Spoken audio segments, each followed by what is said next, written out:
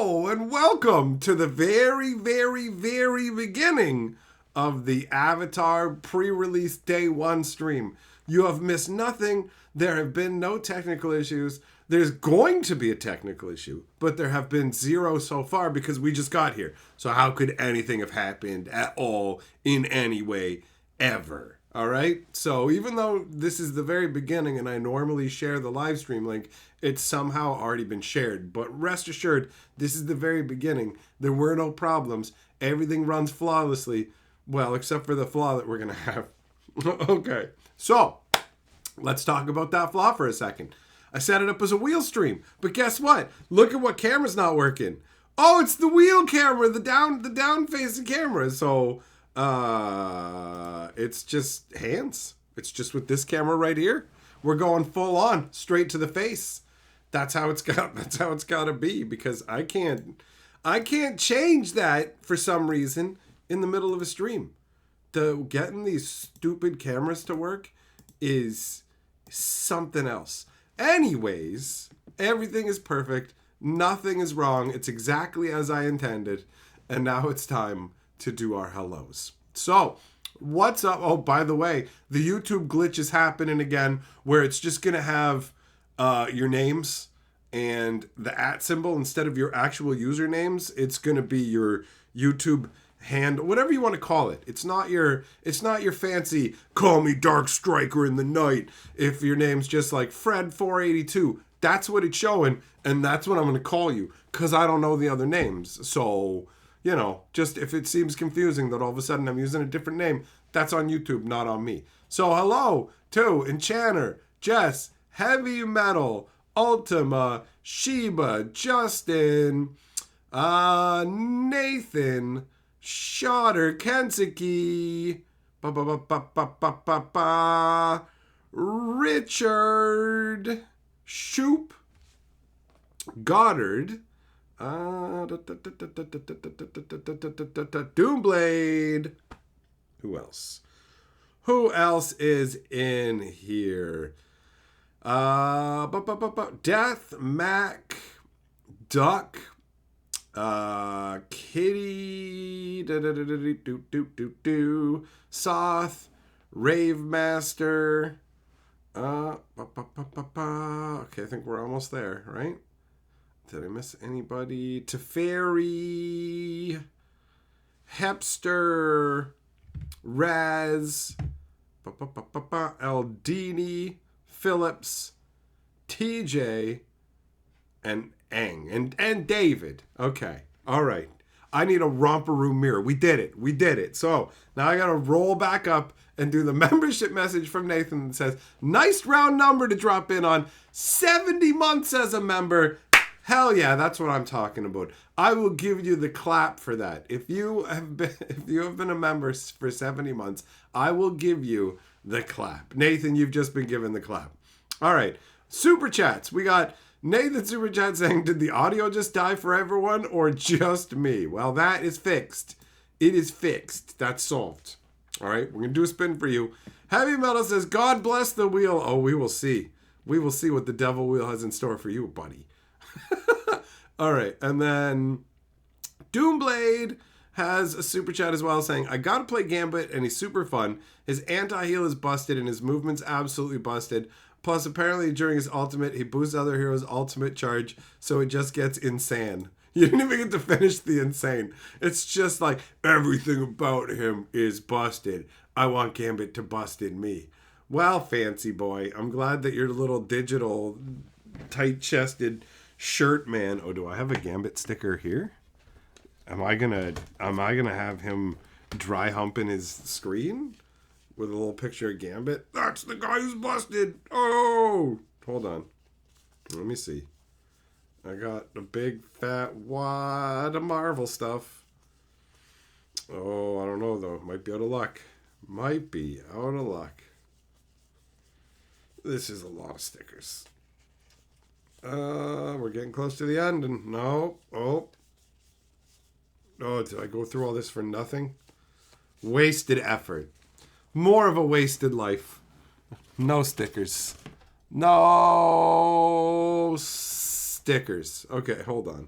Let's get the board updated with Nathan. Let's do some wheel spinnings. Let's do all of it. Bo Falcon, what's up, buddy? How you doing? Okay. Nathan is Lord of the Board. Pop, pop, pop, pop, pop. And then we shall do some spin-a-linen. Whoop. Let's move that. That's got my deck in it from today.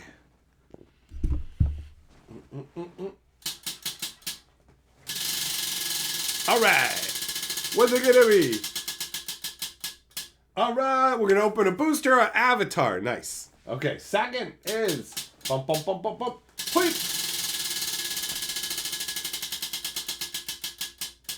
Oh, again. All right. We're doing avatar again. Rigged. This wheel is rigged. I don't know who set this up, but we got to get him. We got to find out who did this. I'm going to find out who rigged this wheel. Oh, and Wonders. So close to insult, though. So close to insult, Doomblade. But it... Wonders, bro. Wonders. So we're going to do 2 packs of Avatar, and we're going to do 1 pack of Wonders. Let me grab that out before I slap some crap on top of it and make it... You know, why would I do that anyway? So I'll probably have to get into that again later. So let me just put this over here. Oh, this is... Everything is like a tenuous sort of Jenga of doom in here. Maybe if I put this here and go like that. Okay. All right. Tenuously safe. Tenuously safe. So we got Wonders and we got Dubs Avatar action. All right. All right. There we go. What up? Chupa Choop. You normally make it 30 seconds before the end. Well, lucky for you, you're faster. Hey, Juglum, how's it going? Okay, so, oh, Shelton, what's up, man? Still at pre-release in your time zone. Just started round 3. Spin the wheel. All right. Well, you know what? We'll add that in right now. Why not? Let's go. Let's go. Pop, pop, pop, pop, pop, pop, pop. Shelton! Hui!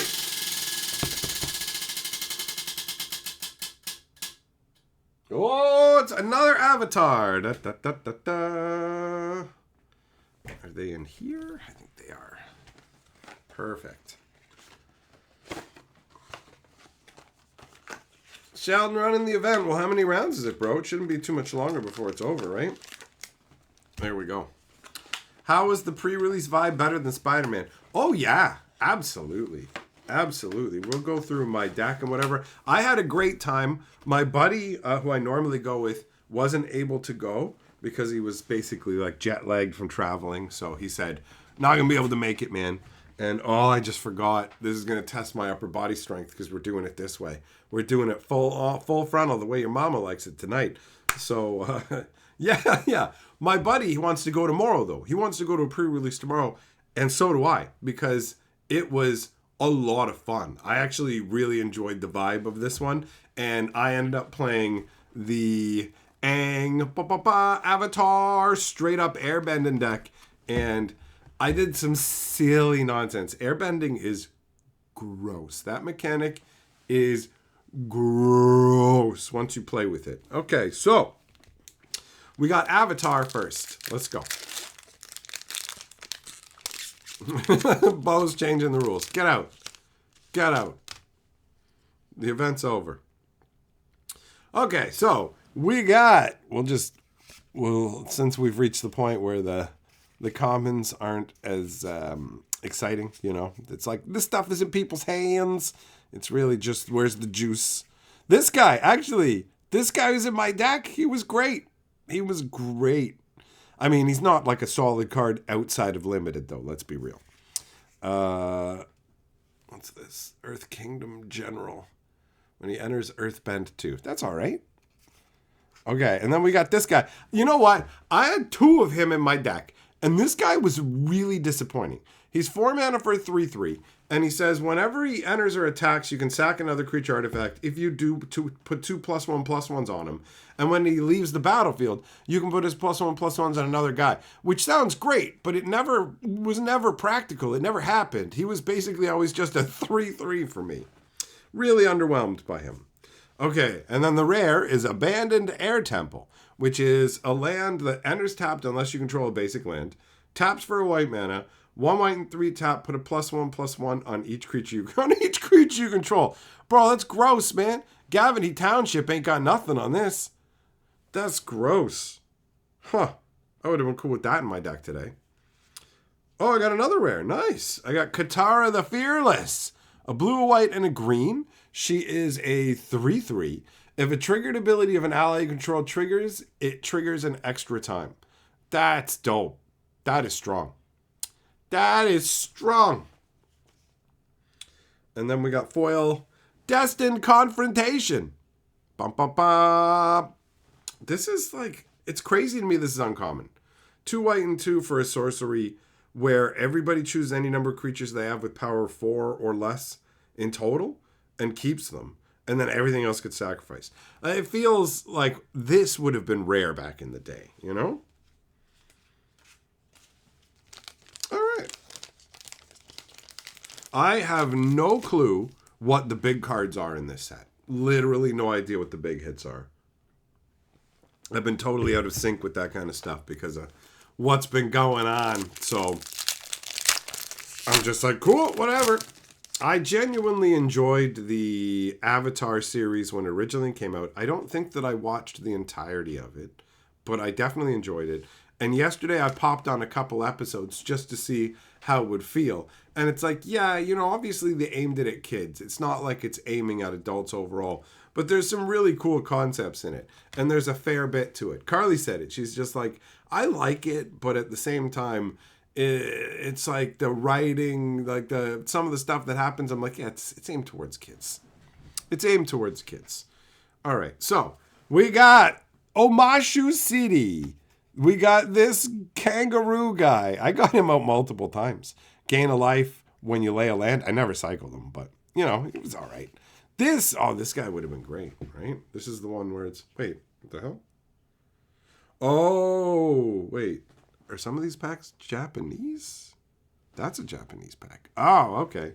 That was like, why did I go into the rares right away? Somewhere. Okay. Anyways. A blue, a white, and 1, 2/3 flash flying. When it enters airbend up to one other target creature or spell. And then for 8, you can waterbend transform it into this honk boy, which is a 5/5 reach trample. Whenever it attacks, put a +1/+1 in each of your tapped guys. Like, that is pretty bonkers. I would have definitely enjoyed having this in my deck today. Actually, this card, we were talking about airbending before the event started. And the one guy was waving it away saying, airbending is like, whatever. You know what I mean? And I said, I don't know, man. It seems pretty decent. Like, it's got a lot of potential. And then after playing with it, I was like, yeah, you can do dirty nonsense with it. Okay, so then we've got Master Piando. We got Heartless Act. That there was a bounty at the event today if somebody played this on any copy of Appa, right? So that's funny. We got Jong the Deserter. Air Nomad Legacy. Wait, what's that one do? A white and a blue enchantment. When it enters, create a clue. And creatures you control flying get +1/+1. Oh, an anthem that just straight up gives you a clue, too. That's nice. That's nice. What up, everyday? Doomblade. Earthbending is dumb. Yeah, you can earthbend a strip mine, sack it to destroy lands, get it back. You can earthbend a fetch land, sack it, and then get it back. It's disgusting. It's disgusting.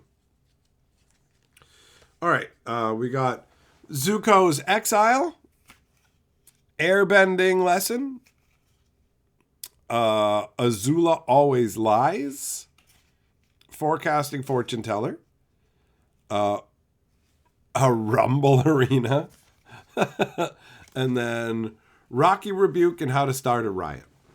All right. So, after that, we got the Wonders Pack. Let's see what we got in there. Yeah, I definitely enjoyed myself today.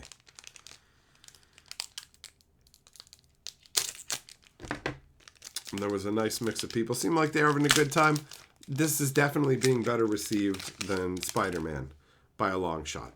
Okay, so for this, we're looking for very particular cards, either the Historian, the Remains of Barnabas, or then particular foils. So, for the commons and uncommons at the beginning, we got nothing. Then we got this foil common. Don't need that one for the set. What do we got after that? Oh, wait, what's this?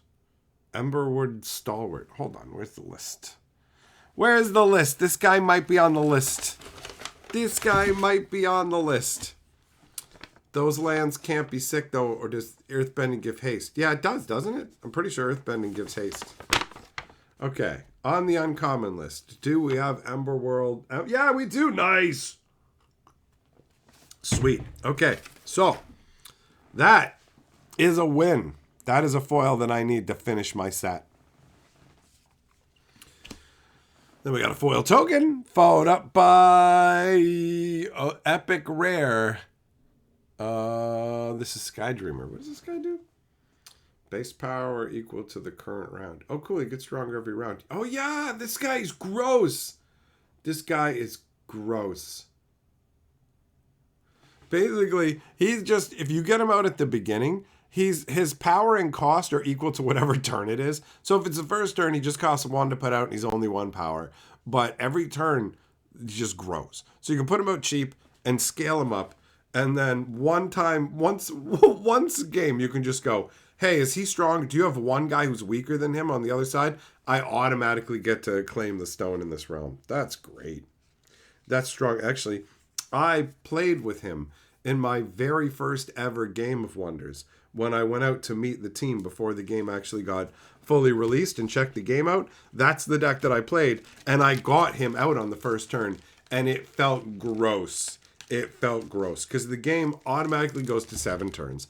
And there's not a lot of creature destruction spells in the game, so getting rid of him isn't as easy as it seems. So I got him out on the cheap, and he just scaled up. It was awesome. What up, Bear? How many Techno Historians is my collection up to now? I would say it's over 500. It's over 500. Aldini agreed. Avatar definitely had more effort put into it than Spider-Man. There's no question about it. Okay, so this one we've got... There's so many different ally tokens that they put in the set, which is pretty cool. So we got an ally. Was that another Japanese pack? Is the commons and stuff? Yeah, okay. We'll just go from the back. Back reveals. Reveals from the backside. The way you like it. Backside Mongoose Lizard. Oh, nope. I almost fell for it myself here. This is going to be harder than I thought. A Badger Mole coming from behind. We got Earth Rumble Wrestlers wrestling you from behind. We got a Canyon Crawler coming from behind. We got Jong Jong's Deserters. They're deserting your behind. And then it'll quench you. What the hell is this? 1 blue and 1 instant. Counter target spell unless its controller pays 2. Drink cactus juice. Okay. All right. Okay, anyways, continuing onwards. We got Zuko's Exile. We got Combustion Technique. Whoop. Then we've got Buzzard Wasp Colony. I don't think I've seen this.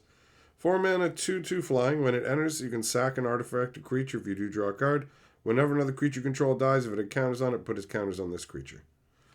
All right, that's different. After that, it is Gran. That makes me kind of sad because my grandma's gone. It's been like a week now. But whatever. It's just a magic card, so whatever. We're moving on. Let's get out of here, old lady. Don't make me sad. Oh, no, don't do it. Instead, let's go with the big fat green boy. What the hell's this guy? Flagpole? What's his name? Flopsy Bummy's Buddy. Man, the number of people who got upset that I called Boomy Bummy is hilarious. Flopsy Bummy's Buddy. 2 green and 4, 4/4, Ape Goat. When he enters, put a +1 counter on each creature you control. Each creature you control power 4 or greater can't be blocked by more than one creature. All right. I like that. Good job, Flopsy. Okay. Then we got... Oh, this was my opponent. I remember him having this in his hand and talking about how he wanted to play it, but I never got to see it. 2 blue and 3, 5/5 flash, waterbend 4. And whenever an opponent draws their second card each turn, you draw 2 cards. Huh. Okay. That doesn't seem too shabby at all. And then we've got a foil Fire Nation attacks. 1 red and 4 instant to make 2 red soldier creatures that have firebending 1. What? And then a little igloo island for the waterbenders from, I guess, the North Pole, maybe. And then an ally and clue token. All right. Not too shabby. Not too shabby at all. Okay, so I played the white deck this time around. And I found that, where did I put that? Oh, I put it over here, that's right. I got to take the deck out of the sleeves anyways, so that the sleeves are ready for another pre-release tomorrow. I will say this. Universe Beyond makes it so much more expensive. The fact that the pre-release is $60 is bonkers. It's like insane. It's insane for a pre-release. It's insane. It's insane.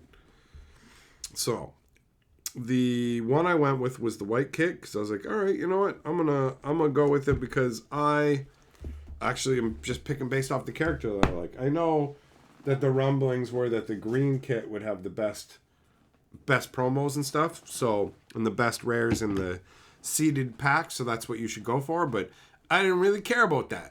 I wanted to play with the Aang deck. So that's what I went with. Sheba, the learning kit. You had a good time with it? Nice.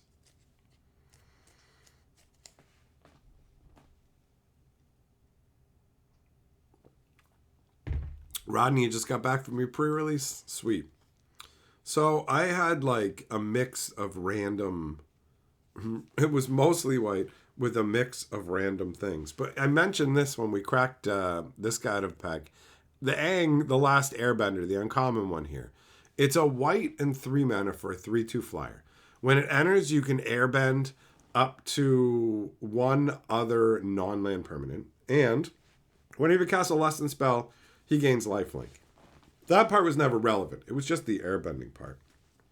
Airbending turned out to be just so strong. It was just so strong. Pinpoint screwing up my opponent's plans, saving my guys. I had the meteor sword, which is just it's a goofy uncommon, right? Like it's not good. It's not a good card. But in limited, it's a 7-cost artifact. When it comes into play, destroy target permanent, and it equips for 3 and gives an equipped creature +3/+3. So Meteor Golem used to be what we would get. It was a 7-cost 3/3 creature that would destroy target permanent. This instead is equipment. It's a fun concept, a fun play on the Meteor. But it's 7 to cast, I should say. But once you get it out, because I got it out, and then I started airbending it. And when you airbend the card, you exile it, and you only have to pay 2. You only have to pay 2 to cast it again. So I was only having to pay 2 mana to slap my meteor sword back out. Those were the kind of shenanigans that I was doing when I wasn't just using it to hose my opponent. He's like, okay, I'm going to attack with this guy, and I'm going to play this spell on him to give him a boost, and I'm going to give him this equipment, and I'm like, whoop, I'm going to airbend him, so long, like in response with the 1 airbending instant. The deck just had a bunch of little responses, and things went together well. And it had, this card is pretty gross too. Crashing Waves. It's 2 blue, but it's got water bending X, right? And so you can pay 2 blue, and then the waterbending X part, X is how many creatures that you can tap with this. But then you get to put 3 stun counters on your opponent's tapped creatures. But they don't have to be the ones that you targeted to tap. So if your opponent just attacks you with a bunch of creatures, you can just do this for 2 blue, not waterbend at all, and just put 3 stun counters on some of their guys. Like this really helps shut stuff down. That was sweet. That was sweet.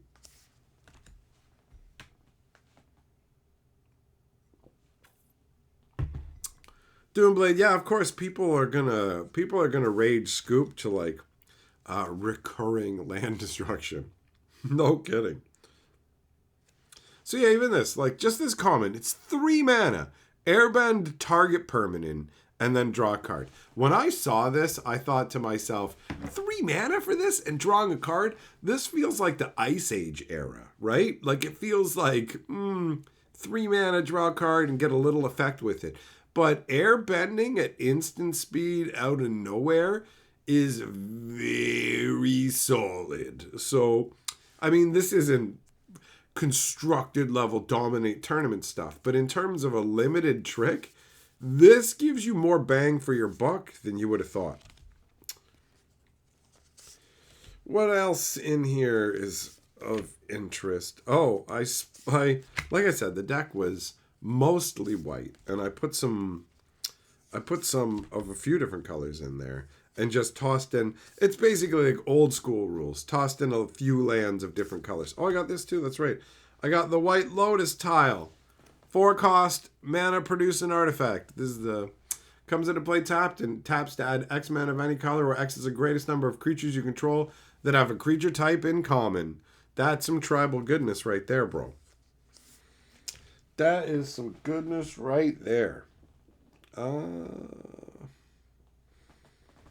I have more sleeves just kicking around here? Put them in a different sleeve. No, I guess not for now. That's fine. So yeah, airbending is it's stronger than you'd think. Here it is. I got this blue saga, and I actually somehow managed to cast this multiple games, even though I had 3 islands in my deck. So this is 2 blue and 2, and the first 2 levels, or the first 2 chapters, are scry 2, then draw a card, which worked out pretty well. It helped me dig past a bunch of lands, just put them on the bottom, and get other cards. And then once you hit chapter 3, you bring it back, and all of a sudden you've got a 4/3 that says whenever you cast a spell, create a 1/1 spirit token creature, and then waterbend 20, take an extra turn. But that's an exhaust ability. You can only do it once.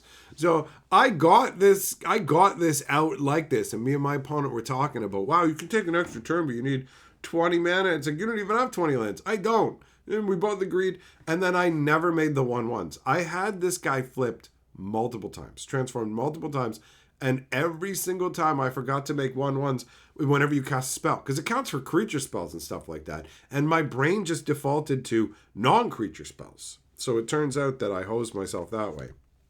But the deck did better than I thought it would. And I managed to win multiple games, including one of those nail biters, boys. You know the kind that I'm talking about. If you've been playing Magic for any real amount of time, you know what it's like to be at 3 life against a red deck. And you're just like, bro, this is the worst. This is the worst. Red is the only color, pretty much. I mean, black can do it on a smaller scale. But red is the only color that can just top deck and go, night, bitch, when you're at 3. Like, my opponent, I already know he's got a ton of removal. He's packing multiple of the, it's not Lightning Bolt. It's like Lightning Rift or whichever one it is. It's like a red and 1 instant 3 damage to any target, right? So I'm playing against him. I've already played a game against him and seen him lightning blast multiple dudes, and I'm sitting there at 3 against him. At 3.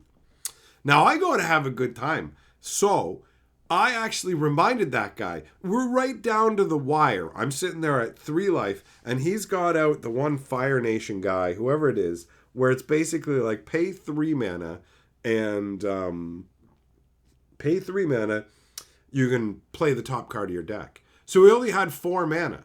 He needed 1 more mana to be able to play the top card of the deck ability, and then if the top card was actually burn me for 3, then play that spell. So he spent 3 mana to equip his equipment. And I went, wait a minute, that's equip 2, isn't it? Don't you have another mana open? You can use this ability and try and lightning blast me this turn. Like in the middle of the pre-release, I'm telling him, you can try this. It might even help you kill me right now. Even though I'm sitting there going, please don't get it. Please don't get it.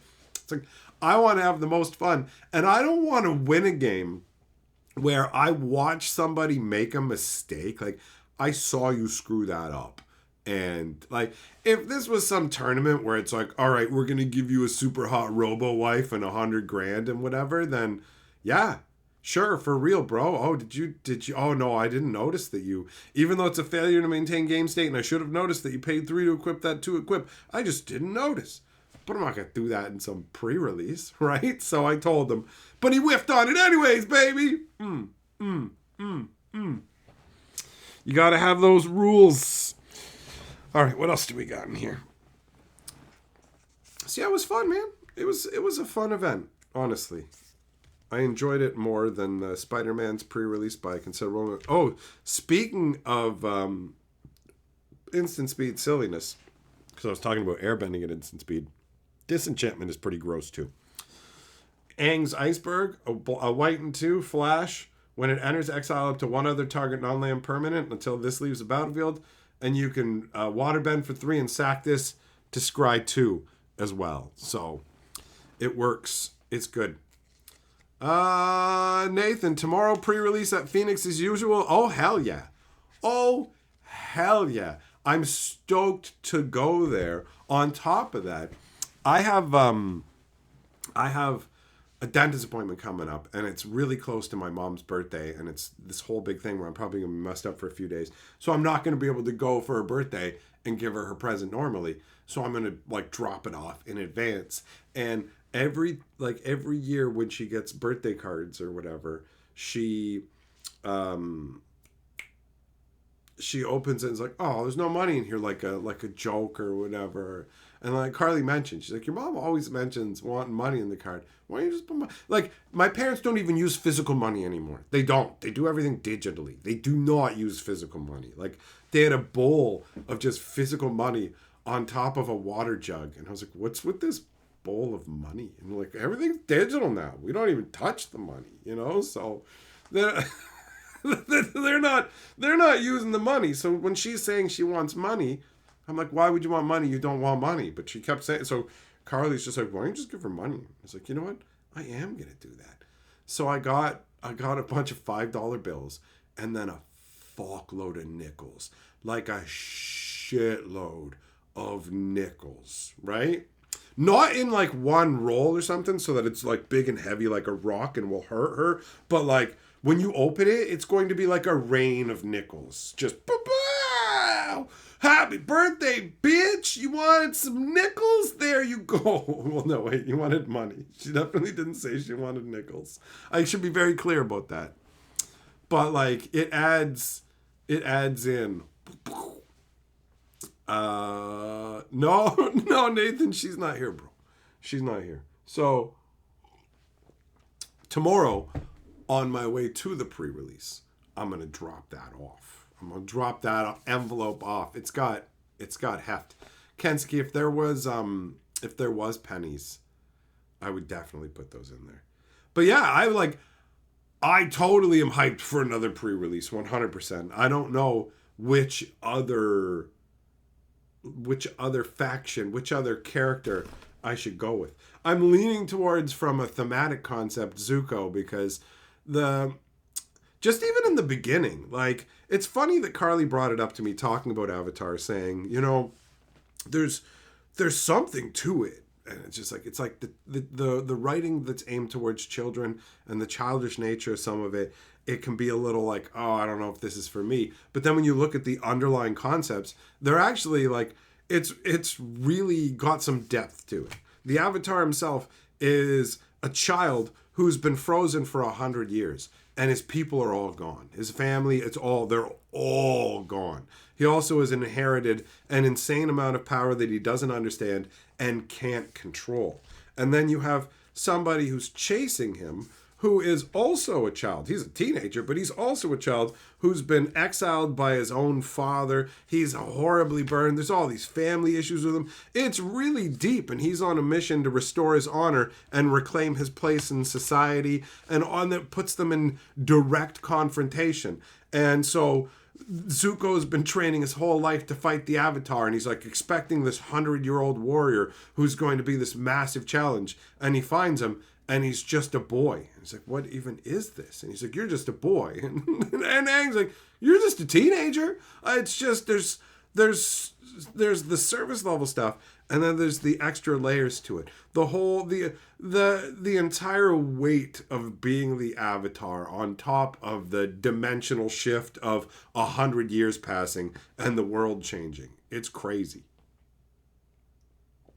So, I mean, I'm with her that the writing can be a little, the childish parts of it can be a little grating, you know, where you're just like, but conceptually, it's really solid. It's really solid. It's funny that they keep going, it's not magic, it's bending. And it's like, it's elemental magic, essentially. Like, it's not magic, it's just like, you just gotta be born with these abilities. Now, I did start to think about it, and I went, why do the airbenders all have those tattoos? Like, do they just tattoo you as a child with that? And why? It doesn't help you in any way at all? And these tribes of people, like the airbender, they don't seem primitive enough. Like, the airbenders seem like they're supposed to be more enlightened than other tribes, almost. And you have the weird tattooing that they do to them as a child. Admittedly, it looks really cool when he goes Avatar style. Boing, I got a glowing arrow on my forehead. But it's just like, so, like, let's say the Avatar is a lady and she goes and gets like a tramp stamp. When she enters the Avatar state, does her butterfly tramp stamp glow? You know what I mean? Like, you just look at it and go, I mean, this is clearly here so you can show them glowing, and it looks cool. It looks cool. I don't know, man. I don't know. They don't explain it at the beginning, so, and honestly, I can't remember how far I made it into the show. I know I made it far enough to see the difference, like, to really realize what's going on with Uncle Iroh and Zuko and everything. You know, like, there's layers that get uncovered. So I remember some of that.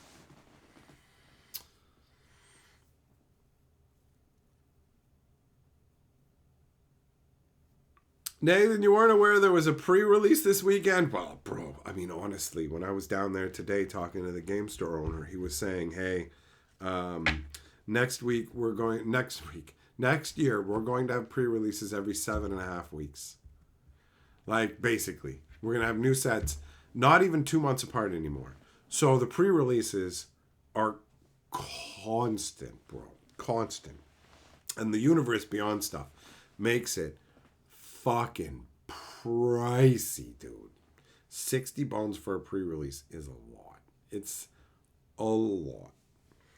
I will say, though, it was very nice getting to go and fucking socialize with people, hang out, have a good time, chat with friends, play Magic. It is something that has been sorely needed because of this day. We talked about a bunch of that shit in the live streams yesterday, so I'm not even fucking getting into it today. But you know what I mean? Like, there we go.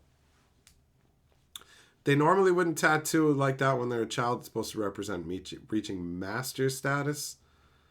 It's a rite of passage. Well, fair enough. If there's underlying lore and logic to it, that makes it more satisfying later on. But at the offset, it just seems like, hey man, we all got these goofbag tattoos. Look at me, I'm a reverse Uno card. Also, like, what happened to his fucking hair? None of the other avatars are bald. Why is he bald? Did they tase the fucking hair off of them? You never see him shaving. Does he have an air razor that could get rid of the hair off of his head? Like, why does he never have any stubble or have to shave his head? He's a fucking kid, right?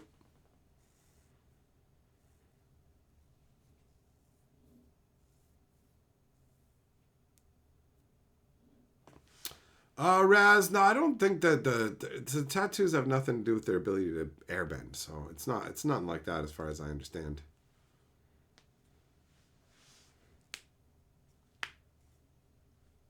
Aldine, you haven't made it to a pre-release in a few years. Damn. Damn. He grows his hair when they go undercover in the Fire Nation. Oh. Does he have a mullet? Does he become the hairbender? It's a good show though, honestly. It's enjoyable. It's definitely enjoyable.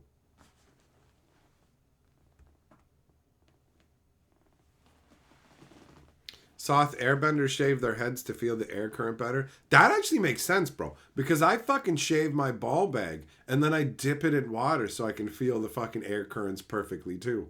So that does make sense, bro. That's how you start your day. You fucking go outside and you let the cold autumn winds kiss your ball bag to let you know which way they're blowing. You gotta know which way the winds are blowing. So that lines up with the scientific experiments that I've done. Doomblade, maybe he's always in chemo. Maybe that's what the Avatar state is like. Maybe it's just toxic all up in your blood, bro.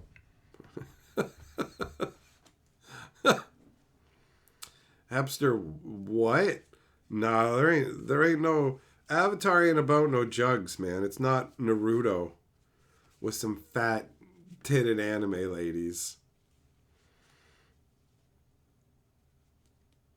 Fucking the tri-nuts. I thought about that. That tri-nut symbol, he blew air into it in one of the first couple of episodes.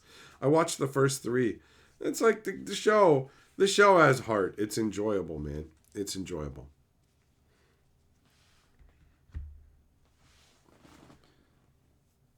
Jug them. Somebody's got to do it, right? Somebody's got to do that shit.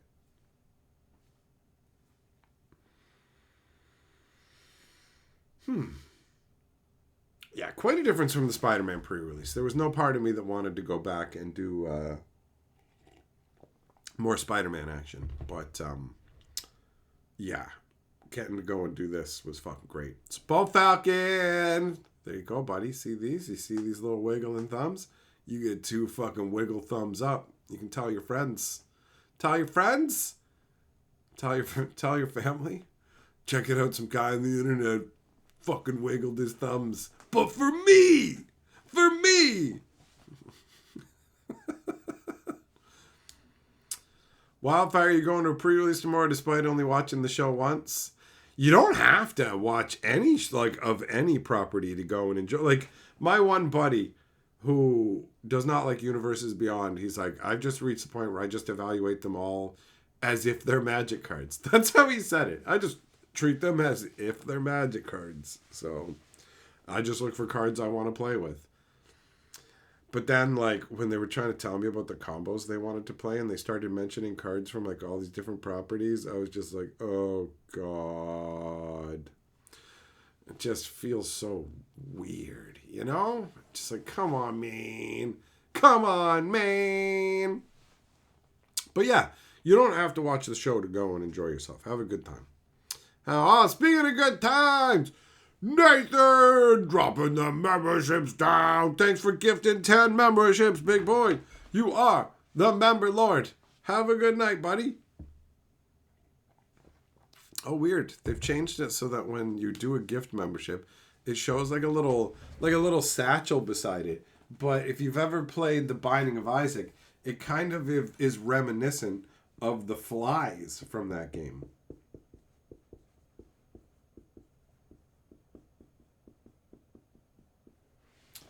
Nathan, double lording it and departing. That's how you make an exit, buddy. That's how you do it. Okay, so the deck is de-sleeved. And I'll pop these sleeves back. Oh, here it is. Gotta get everything reset to go back tomorrow, right?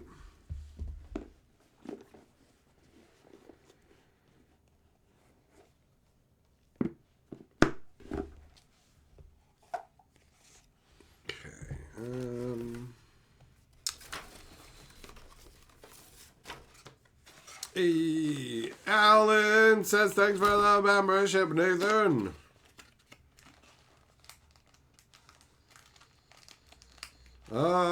Anthony, yeah, I feel you, man. It does have some interesting mechanics, and waterbending is just kind of like a weird mini convoke sort of inspire. Yeah, it's waterbend doesn't knock my socks off. Firebending feels like you can do some gross nonsense with it. Bull Falcon, not there's still some left, but it was 60 in total, bro. So not quite.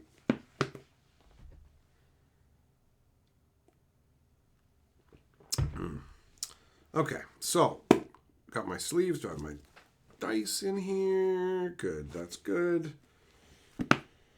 I gotta do all this in advance because it's basically gonna be like wake up and go. The pre-release today is in the evening.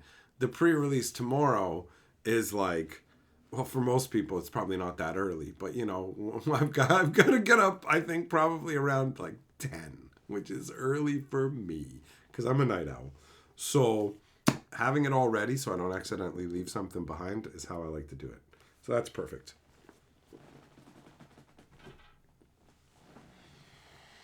What up, Lewis? How you doing, buddy?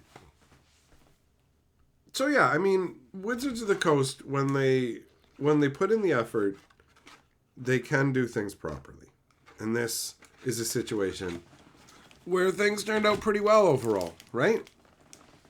Like, obviously, Universe Beyond is here to stay for a while. So I want to see them do it right. I want to see enjoyable, limited environments and stuff that feels like the property, at least, you know, for the people who are into the property. Yeah, it's the right attitude, Lewis. It's the weekend.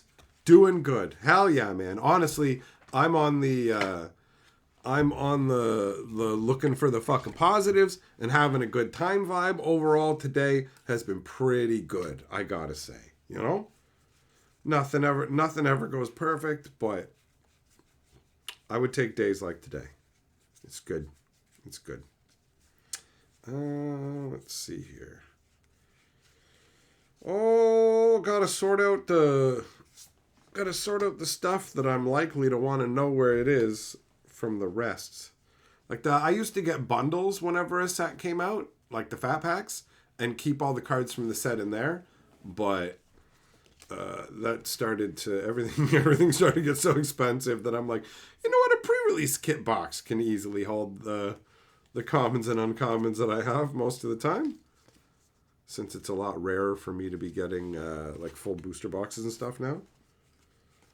Due to the prices that we've reached here. Okay, cool. There we go. Got that all sorted. Okay, we'll put that over there, and then I can mix in whatever I get tomorrow with that stuff. Let's go. Oh. Oh. Come on, get in there. Oh.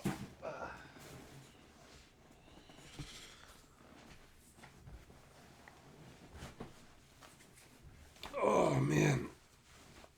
Oh, I told you guys, Carly's like super into watching Power Slap, right? I'm mostly indifferent to it. I'll watch it with her because it makes her happy, but I'm mostly indifferent. And they put on, they put out an episode yesterday where,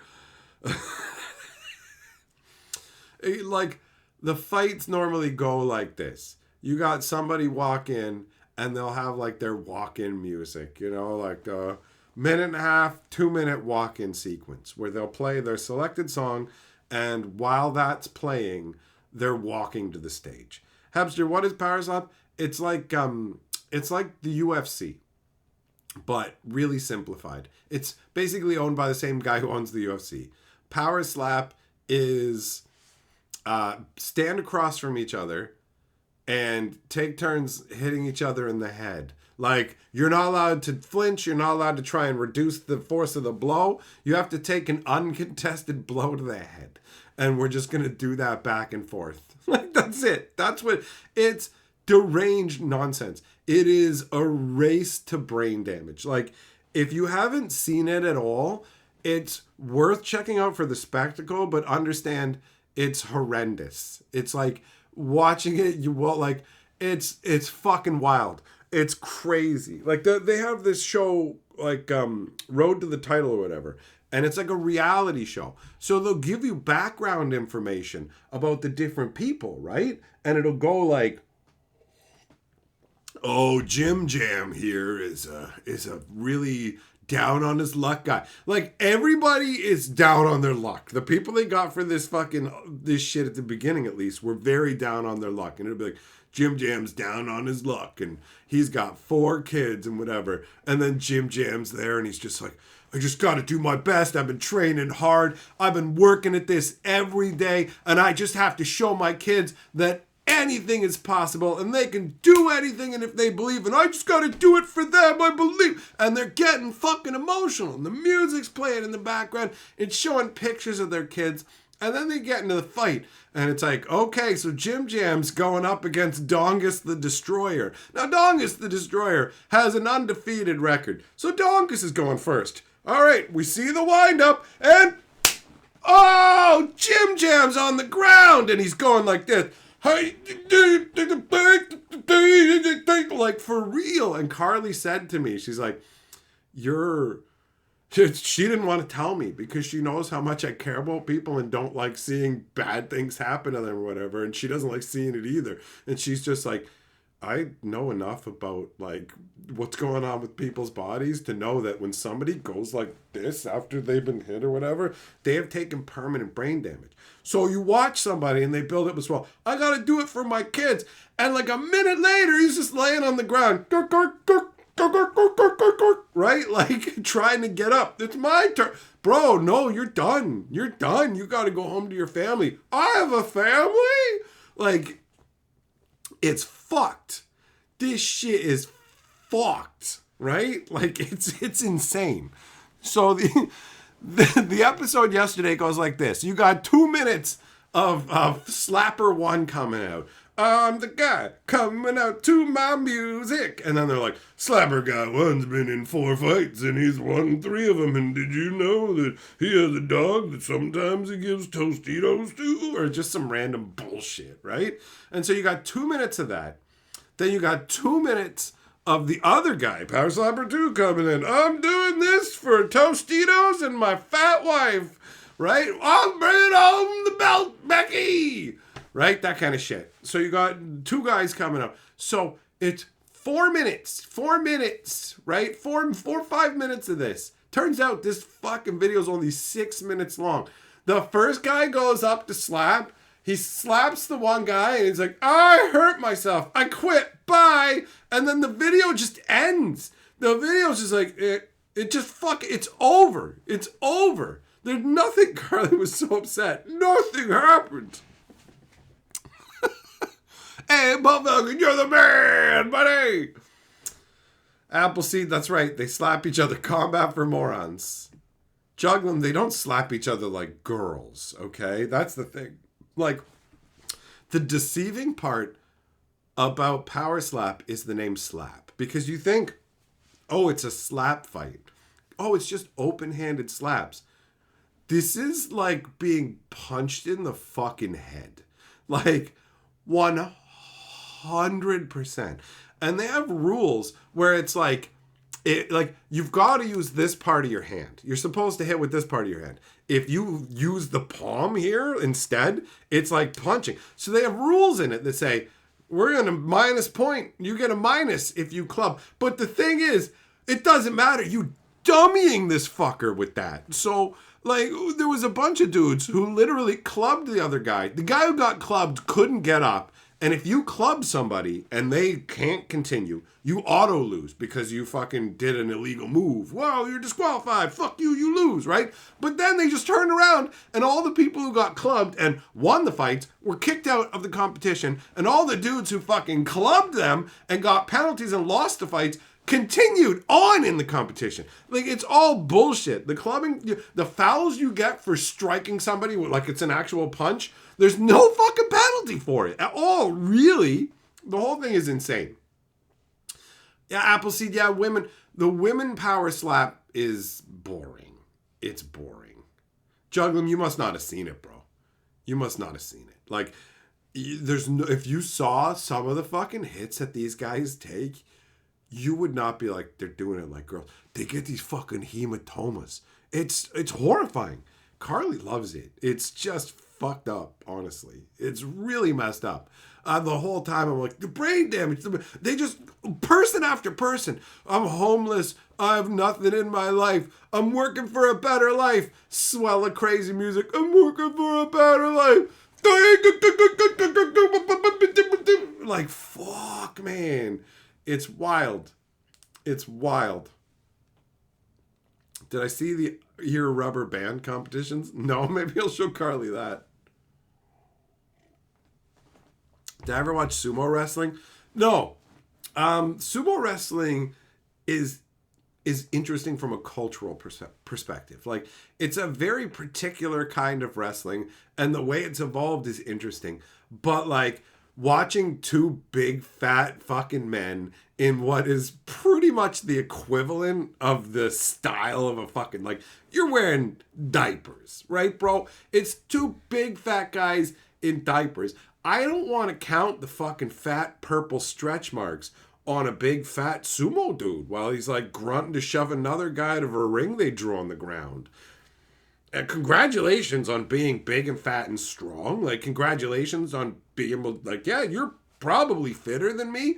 But no, I don't want to watch 95% naked fucking, like, dudes who look morbidly obese. I don't want to watch two fucking ripped guys in thongs just heave and grind on each other.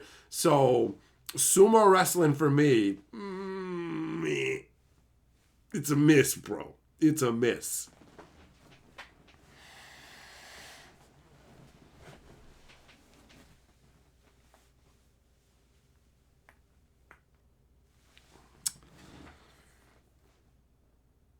Yeah. Sumo wrestling is like, Juggling, you're getting so riled up that that it's holding your comments, man. I'll slap somebody. I'll get him. I'll get him. That's funny. So yeah, power slap is wild, but it's also boring. That's the crazy thing. Is it's just boring. The most fascinating part about power slap is the fact that it's allowed. The fact that it is a sanctioned sport. Like, it's a fucking sport. And the insane nonsense, as you've, well, because I've seen every single fucking episode of the shows, every single like event. I've seen it all. I've seen every single fucking one. And they were like, okay, you can't lift your feet. You can't pivot at all. Like, that's dangerous. Somebody could get hurt. So we make that a penalty. And then they just go, yeah, we're going to allow some. Yeah, now you can do that. And it's like you said before, it was dangerous. You're like, you don't give a shit. The whole time, like, if you watch it and you watch fucking Dana White, the dude who owns it, you can tell he's amazed. He's like, I can't believe these homeless people are fucking giving each other brain damage for a little bit of money. Like, it's a lot of money, but it's also a little bit of money. $1,000 is a lot of money. It's a lot of money, right? Especially if you're fucking homeless. $1,000 is a lot of money. But to a fucking ultra rich dude, offering you $1,000 to take fucking brain damage is nothing. And he looks like so... It's fucking insane. It's like out of a dystopian novel or some shit. Where he's amazed that they're doing it and that he can get them to do it. And it's just so scuzzy and dirty. Like, it's awful. It's genuinely awful. And she can't get enough of it. She acknowledges that it's awful, but she can't get enough of it. And I I watch it with her. I'm just like, man, it's crazy these people are doing this to themselves. I mean, whatever, right? This is the pathetic current version we have of fucking champion gladiator stuff. Appleseed, yeah. How is it? How is it sanctioned? Do women sumo wrestle, Larry? Yeah, I mean, would it be more interesting to watch though? Like the rules would be the same. Do you want to see a woman the size of a sumo wrestler grunting and slap? You know what? There's a lot of degenerates. Why am I asking questions that I don't want the answer to? Carry on. Yeah, sumo wrestling. No, no. Have I seen medieval armored fights? Holy shit, yes, I have. Amazing. Amazing. Like, I got bored of them after a little bit, but at first, it was incredible. I was just like, holy shit, they're wearing armor. I thought it was going to be fake. Do you know what I mean? Like, I thought, like, okay, they're wearing armor. It's going to be choreographed like medieval times. And then when Buddy just started fucking punching the other guy in the head with his gauntlet on, just bam, bam, bam, bam. I was like, this is wild. But like, I saw something that was too wild first. And then the stuff I've seen afterwards hasn't really matched its intensity. And so that made my brain think, well, this is the norm. And I'm not getting it. So it's just like,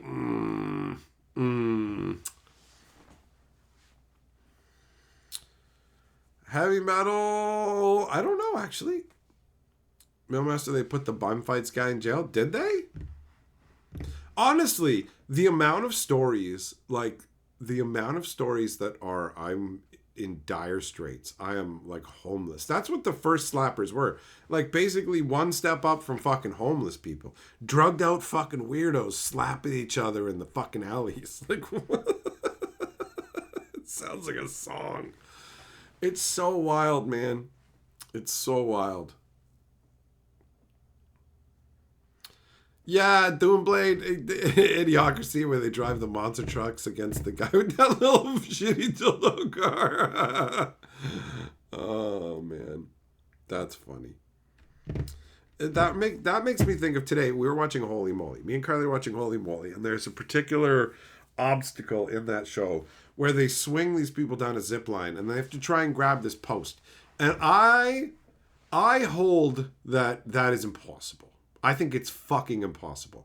The post is like way too big and they have them hurtling at it. Nobody's even come close. And so it makes me mad because I hate obstacles that you just can't beat. What's the fucking point then? Do you know what I mean? Like the wipeout level shit where it's like, okay, this is rigged and you're going to have a hard time making it because it's fucking difficult. Okay. But you just can't do it. And so that's what this one comes along like. And it makes me think of that interdimensional cable ad commercial from Rick and Morty where it's like man versus car. And the car just runs over the guy like it's nothing. And it's like, and then like man versus car. Wouldn't the car always win? You know, it's like that. It's like the pole always wins. Nobody grabs it. Whatevs.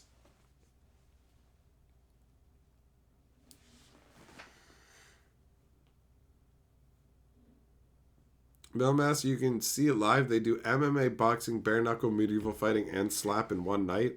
And it's at a casino when it's over. That sounds insane. Sheldon, you're not going to get home till midnight? Bro, I feel you distinctly. I used to be the guy who ran the pre-releases. I remember Saturday being a particularly meat grinder-ish day where it was just like, oh, the two big pre-releases back to back, you know? By the time you get to Sunday, people have spent a bunch of their pre-release fury. But in this case, you know, and when it's like the first night, you got the most going down. You got to set limits on the rounds and all of it. Oh yeah, the Avatar pre-releases. If you go to two of them and you do it through your app, like the companion app or whatever, then you get a little avatar, like a little avatar fabric bag, which is cool. I want that. I'm looking forward to going back tomorrow and getting that.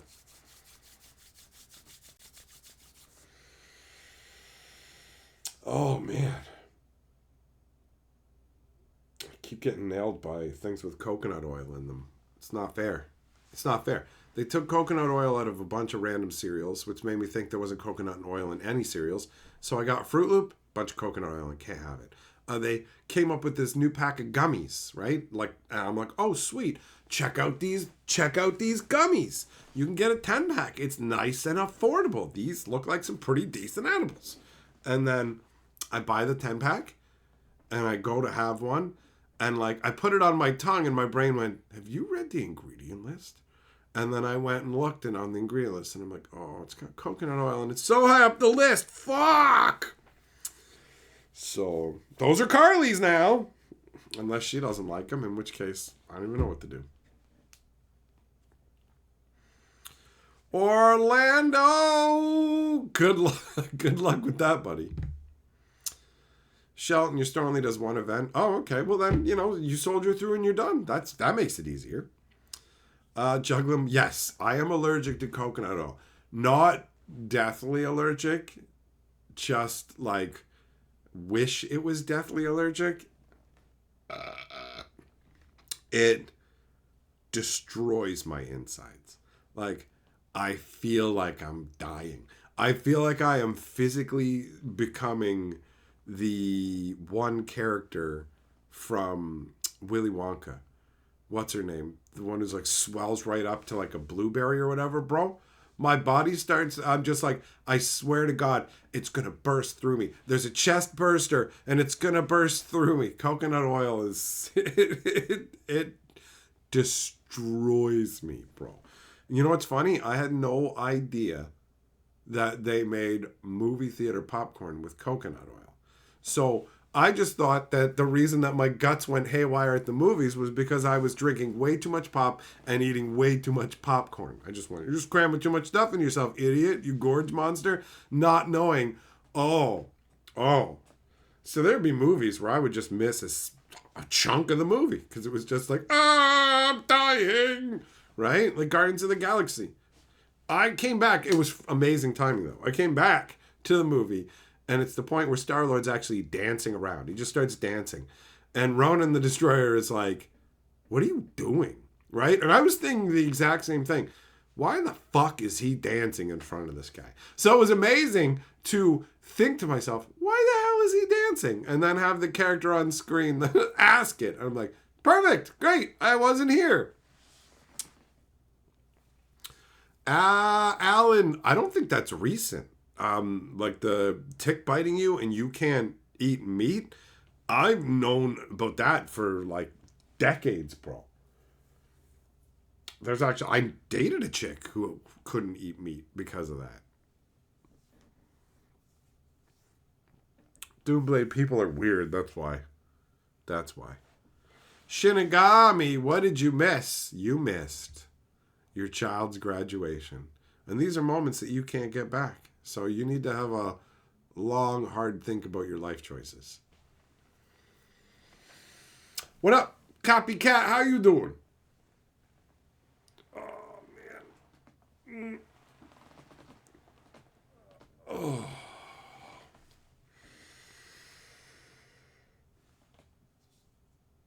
Jimmy Snooker got messed up when he got hit with a coconut. Yeah, I have an allergy to being hit in the head with coconuts, too.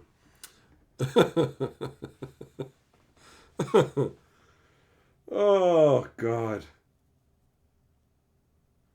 Man, it was nice. It was nice to go out to the pre-release, and it's nice to be here hanging out with you guys like this because it gives more of a sense of what my normal was before everything got flipped upside down like the Fresh Prince of Bel-Air, you know?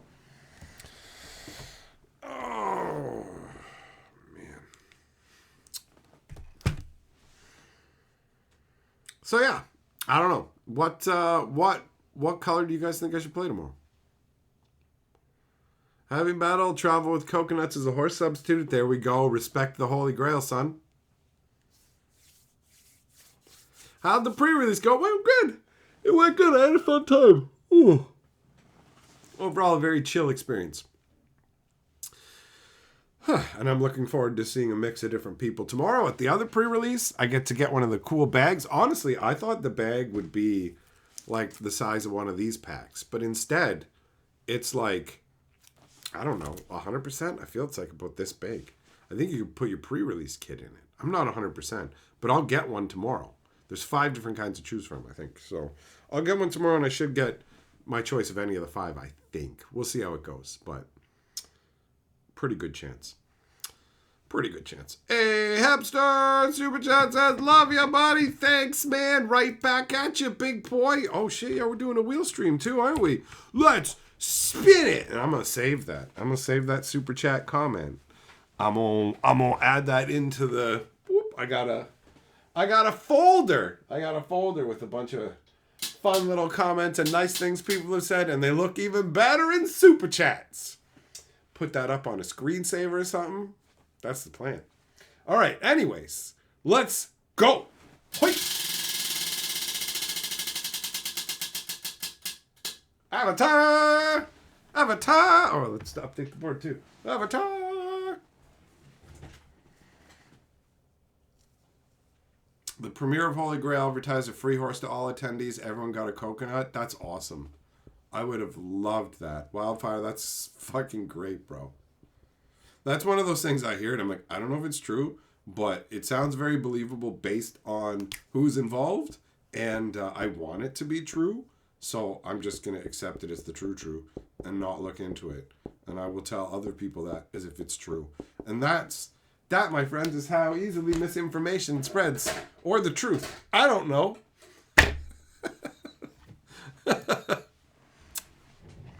How is the earthbending mechanic? Honestly, I didn't get to try it. The green kits got snapped up real quick.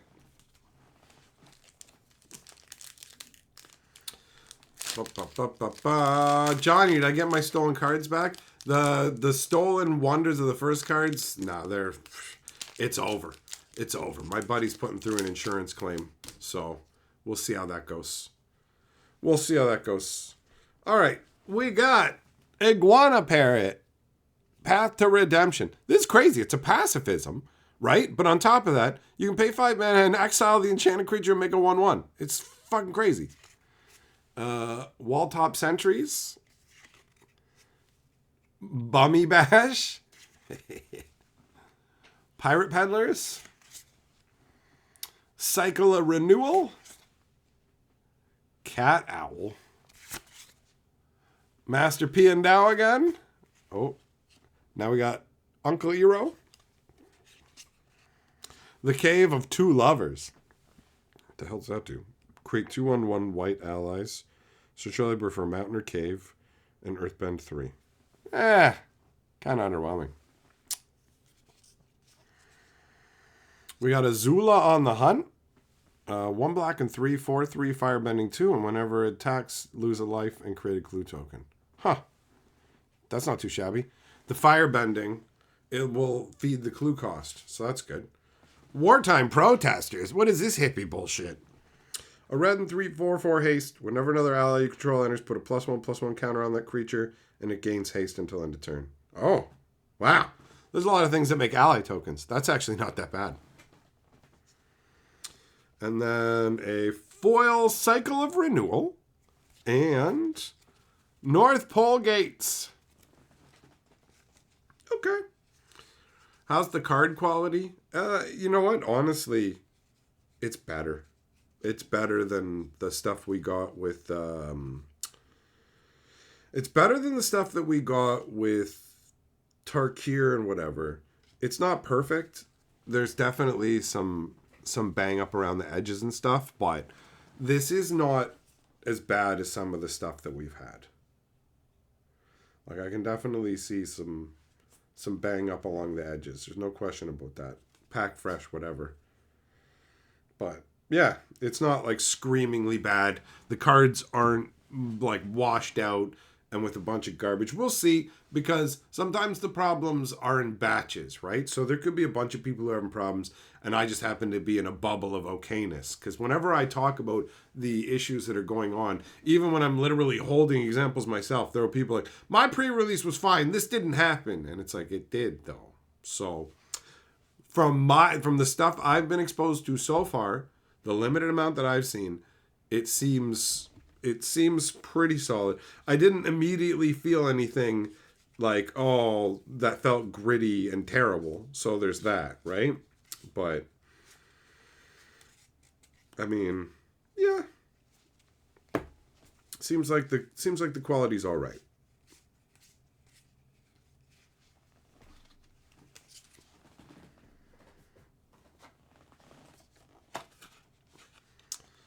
Shelton, you have a question about the Legend of Yang Chen?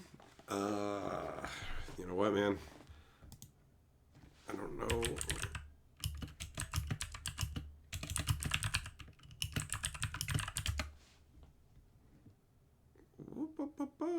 Let's see here.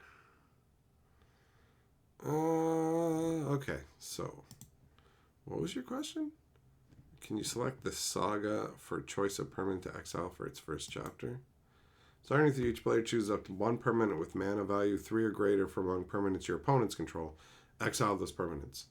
Well, you can't choose Legend of Yang Chen if it's your permanent, right? Because when it says like each player chooses a permanent your opponent controls, that means you have to choose one along with everybody else. Nobody's allowed to choose your permanents with it. Right? That's what you're asking? Because the first chapter says, starting with each player chooses up to one permanent with mana value 3 or greater from among permanents your opponents control. Exile them. So yeah, you can't exile the saga itself and just slide it back in. Wallen, the jumpstart for Avatar looks fun. I think it probably is, honestly, because they did a good job on the set, and the few cards I've seen from it look interesting. I had a box of it. I brought it back to the game store today. It was funny. When I walked in, when he gave me this look, I gave him the side look when I walked in, basically. He looked at me and he knew. He looked at me and I looked at him. So I gave him the side look. And he's like, did you open it? I was like, no, I didn't open it.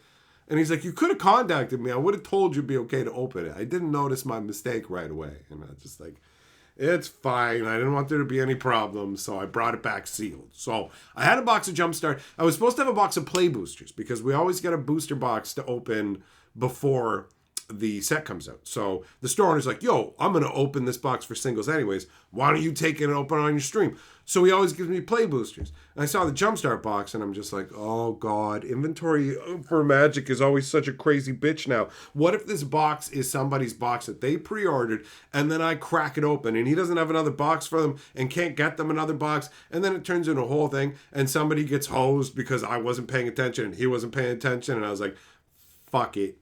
We'll just bite the bullet on this one. Put it aside, not open it, just do the pre-release kit. So, didn't get to open as much of the set. Haven't seen as many of the cards.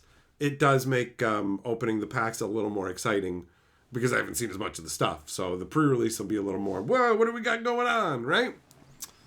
Hey, what up, 10-4? How you doing, bro? There's no war in Ba Sing Se. Ba Sing Se is a very strong land, man. There's no war, but there is definitely a lot of recursion of gross lands.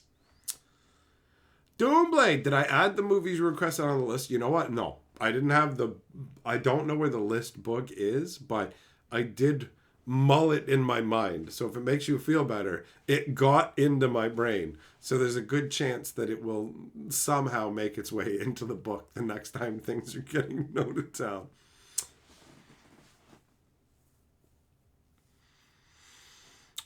Yeah, well, and Jumpstart for new players, absolutely. The Foundation starter stuff is all right too, and I don't know about the welcome decks, the Spider-Man stuff. I don't even know how you can get it. If your opponent doesn't have any target, but all you have is the Saga, could they choose the Saga? Let me ask you a question, Shelton. This is the question you should ask yourself.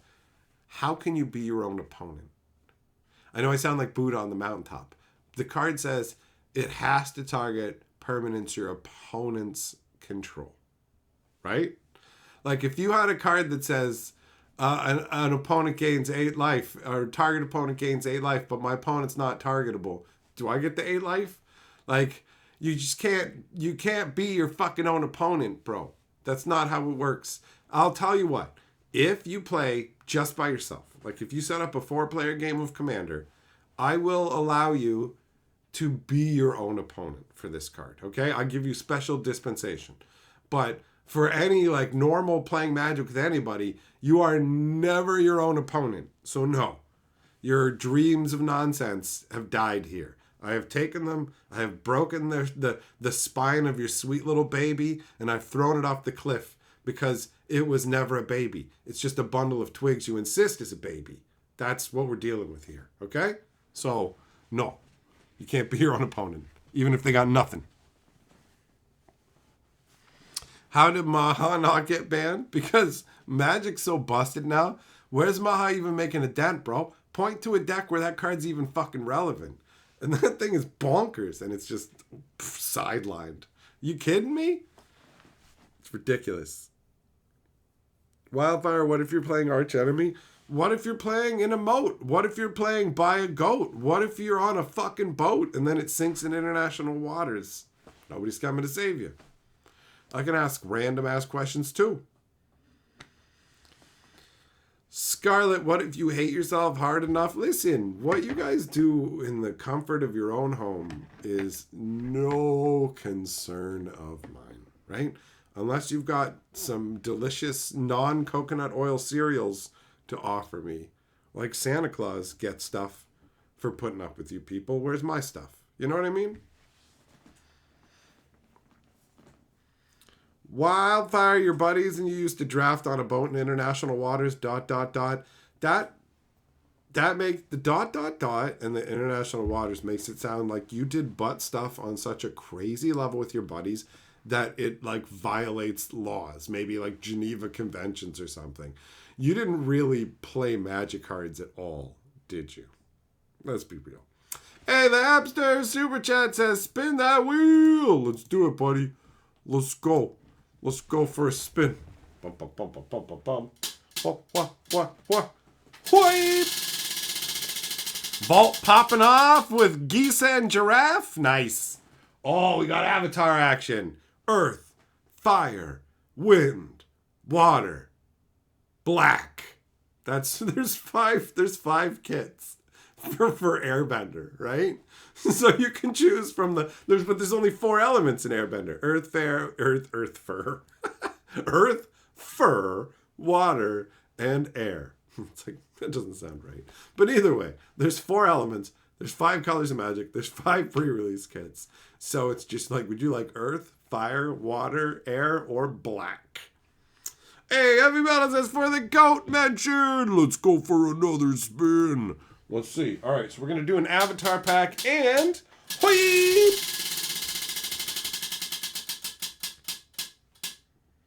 Oh, it's insult.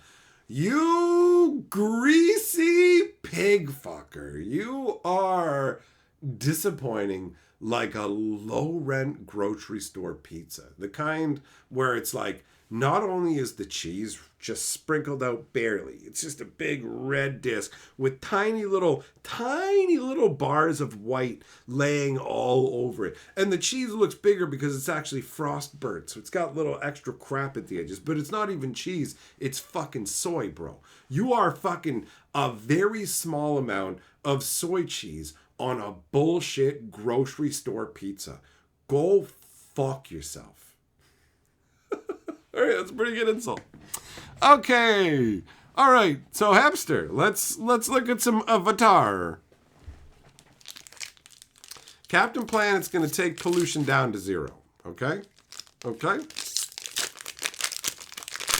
That's the deal.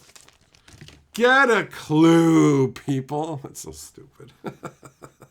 Okay. What do we got? We got the cadets. We got a trappa for Appa. We got a giant koi. Yip, bitch. We got a swamp wanker. There it is, the lightning strike. I lived in fear of this today. What is this one? Wandering Musicians. 4 mana, 2/5. Whenever it attacks creatures you can control, you +1. Pfft, garbage. My Jaded Edge. I do have a Jaded Edge. A red 1/3 prowess. Exhaust 3, put a double strike on it. Ooh. That's solid. Long Fang. We got the Buzzard Wasps again. We got Serpent of the Pass. 7 mana, 6/5. If there are 3 or more lessons in your graveyard, you can cast the spells if it had flash. Costs 1 less for each non-creature, non-land card in your graveyard. Huh, okay. What do we got after that? We got Tai Chi Lee Blocker. All right. Played against her today. It's actually strong, man. 3 mana, 2/1, flash prowess. And when it enters, tap one of your opponent, well, tap up to 1 target creature. It doesn't untap during its control's untap step for as long as you control Tai Lee. Bum, bum, bum. Doesn't have to be opponents. And, oh, I got a foil Zuko Conflicted special edition. It is a black and a red for a 2/3 legendary. At the beginning of your first main phase, choose one that hasn't been chosen and lose 2 life. You can either draw a card, put a +1/+1 on him, add a red, or exile him and return him to the battlefield under your opponent's control. I faced off against this guy today. He's not too shabby. And then we got a forest and an ally clue. That was a good one. Is Avatar magic adjacent? Avatar feels magic adjacent. Yeah, the technology level in Avatar is the kind of low-tech stuff you'd see in Magic, right? So that's got the right kind of vibe to it. They say that bending isn't magic, but it is. Look at that. That just looks like fire magic. So it fits in. It fits in mostly fine, honestly. Like, you could take this artwork and throw it on some random lightning blast spell from 10 years ago. No problem, right? So this harmonizes better with Magic than things like Spider-Man does by a considerable margin. It definitely harmonizes more than things like Teenage Mutant Ninja Turtles as well. Vault, you switch to brick ovens. Oh, you got to step up to Zircon's level. Zircon has his own fancy boy full-on fucking pizza oven, bro. Right? That's next level. That's next level. Have I watched The Legend of Korra? No. I don't even think I've watched the full series of Avatar. I think I was watching it as it was being produced, and I only watched so much of it. But I definitely haven't watched much of anything else. I saw a little bit of another one. Maybe that's the one with Korra, the girl airbender chick or whatever. Maybe she's a firebender. Is she the Avatar? I don't remember. I saw a little bit of something, but clearly you can tell I don't remember anything at all. Is that card legit called Small Blanker? No. No, it's not.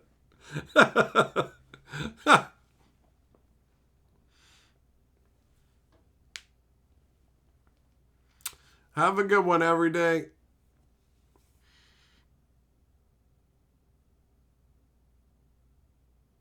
Yeah, garbage grocery store pizza. I'm still thinking about it. I don't think that Ninja Turtles would fit in better on Kamigawa, man. There's no way. No, it's just the closer something is to a high fantasy swords and sorcery style world, the more it's going to fit naturally with Magic. Anything else is going to feel like it sticks out more depending on how far away it is. So the Teenage Mutant Ninja Turtle thing is going to be far because it's mutant humanoid turtles set in a New York. There's nothing magic. It's all just tech and science and that kind of stuff. Arby's, what's up? Glad to see the streams are back. Well, I'm glad the streams are back too, man.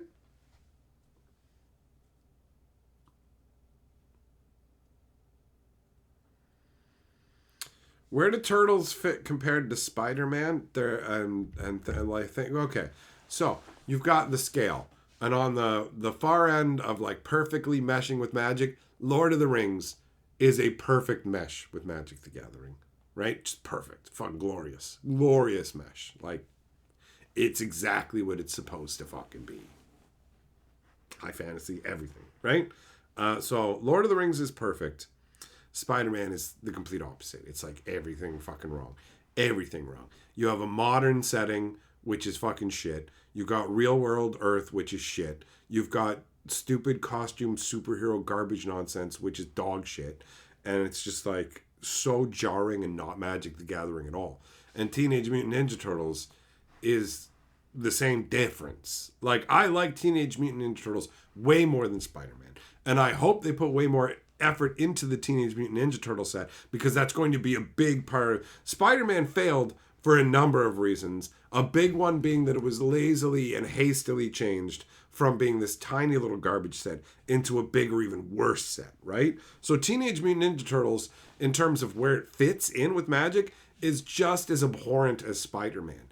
It doesn't fit at all. I can't think of anything in Teenage Mutant Ninja Turtles that would naturally fit in Magic the Gathering.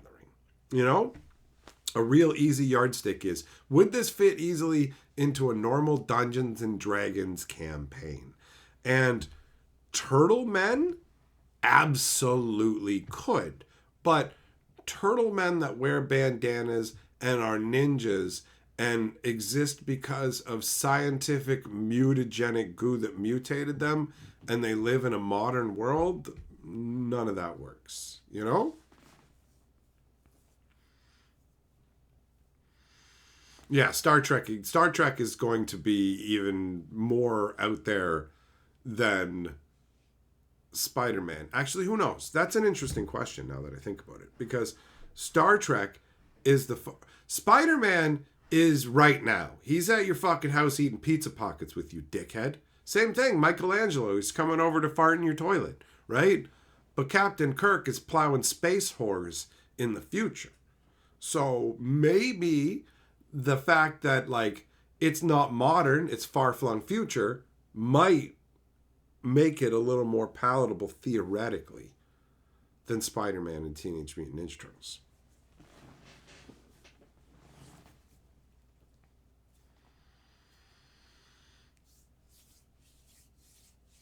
Portals to Dimension X, or wherever Crank was from. Crank, he must have auto-corrected that. Krang. Tyler says, I rolled in on Kirk's Space Horse.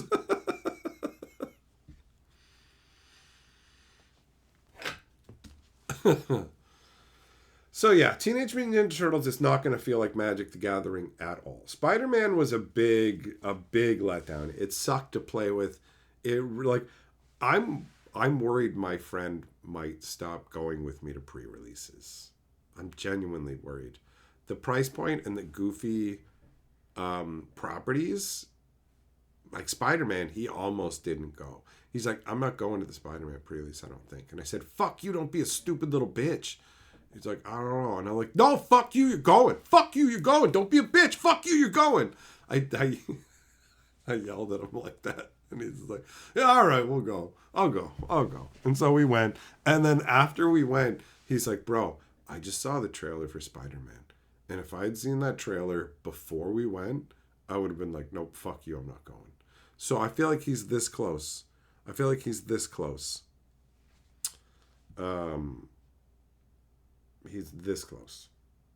to just going, I'm done with pre-releases. And I don't want that to happen, because I very much enjoy going to the pre-releases with him. We go out for fucking lunch ahead of time, right? We have a meal, chat about what's going on with life, catch up, hang out, have a nice time, go and play in the pre-release, just chat, look at the degenerates downtown, all of it. Tyler, how fucking young are you, bro? I hate the internet because I know shit that I don't need to know. Like this shit. This, I'm doing this right now. This is what I'm doing. This is fucking pathetic. I shouldn't even know what this fucking is. I'm like a 4-year-old right now.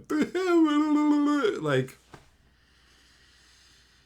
sometimes I hate how much I know. Pandora's box has been opened, and I learn all kinds of stupid internet things just through fucking osmosis, because I'm exposed to all this dumb internet nonsense, you know? Ridiculous. And if you don't know what this is, good for you. If you do not know what this gesture is, congratulations. Congratulations on not having completely fucking useless information in your brain. Arby's juggling the ball bag, that's what I'm going to think now when I see the kids doing it. You will see small fucking school children doing this and laughing.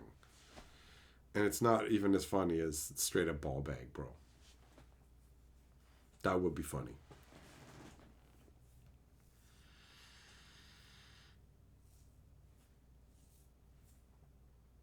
So yeah, I hope my buddy doesn't stop going to the pre-releases. Turnout for this one was good, though. Turnout was good. And I'm looking forward to more of them. So yeah, it's time for me to go. I gotta go and rest up. I gotta go and rest up for the pre-release tomorrow, guys. So thanks for coming by. Orlando, nope, the Postal Service is back in action, bro. Ba-ba. Okay, so yeah, my birthday's coming up, guys. Now's the time. Go get shit in the mail. Get your presents ready. Get them sent to me for my birthday. Hooray! It's at the end of the month.